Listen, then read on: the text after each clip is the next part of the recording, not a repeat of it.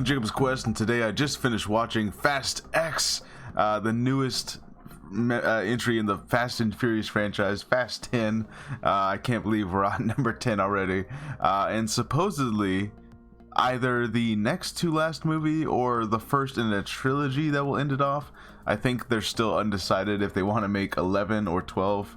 Either way, they're gonna make, you know, this is not the end, but it's close to the end. There you go. It's end adjacent. Anyways, so Fast and Furious 10, and yeah, obviously I'm a little bit late in this review. I went on vacation. I went to Universal Studios Hollywood, and I went to Nintendo Land, and it was pretty cool. Kind of small. Wish it was bigger, but it was cool looking. Anyways, Fast and Furious 10.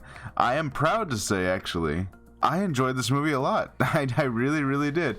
I know this one's getting some mixed reviews, but I don't know. For me, this movie had everything that the Fast and Furious franchise is supposed to be. You know, look, this is not a smart person's franchise. It is ridiculous and over the top, and it is essentially a cartoon filled with these vaguely defined superhero slash, you know, physics defining criminals, and that's basically what it is. And I even love that this movie particularly, they have a scene where they are very self-aware. There's a scene where they're about to get chased down by the agency, this mysterious government agency that they've been helping slash running away from slash working with, you know. In this one, the agency gets turned against them, and the new guy chasing them down even says, like, yeah, these people have done everything defining physics, like the laws of gravity don't even matter to these people, and every single person that they fight against eventually becomes a member of their group. It's almost like every single person they meet is just a beer and a barbecue away from joining their cults with cars.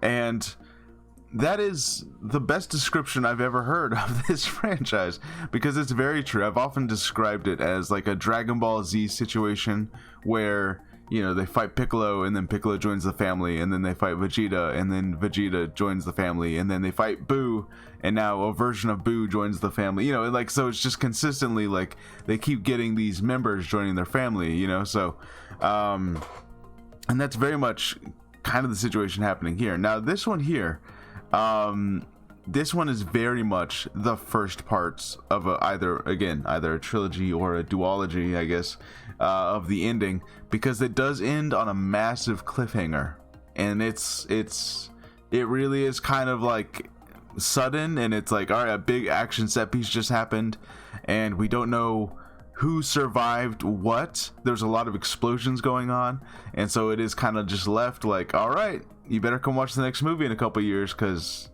we don't know who's even alive at the end of this movie.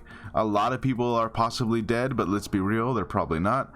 And there are, of course, a couple of twists that happen at the end that are just, you know, it's what this franchise has become, where it's like no one who died in the past is ever really dead. Full spoilers.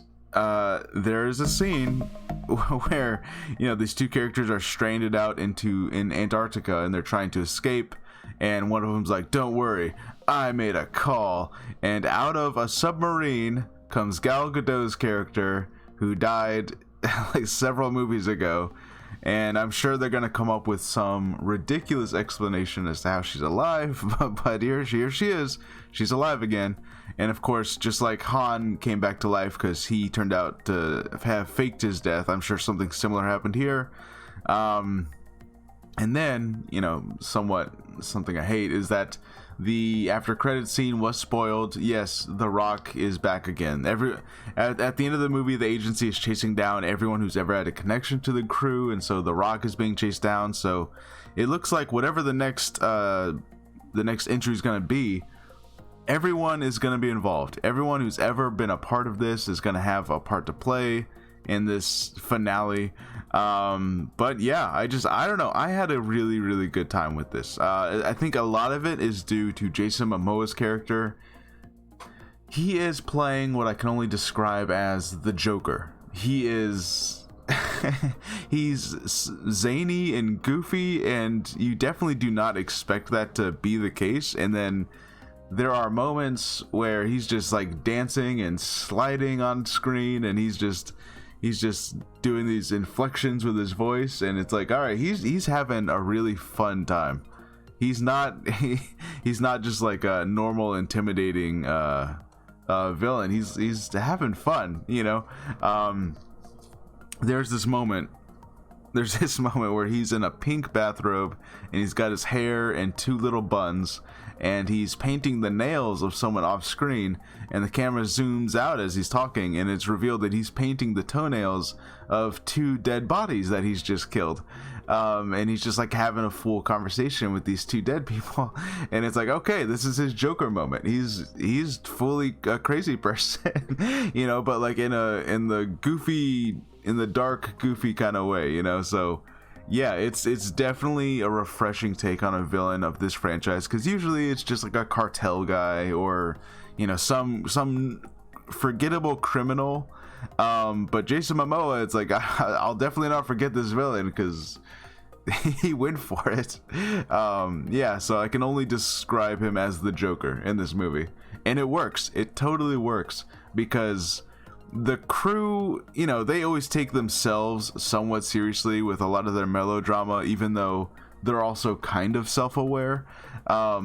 So they're just not prepared for someone who's essentially the Joker, and it's just really fun to see. You know, you have Dominic Toretto acting all serious, and then you have Jason Momoa looking right back at him, just being a goofball, and it's actually really fun to watch.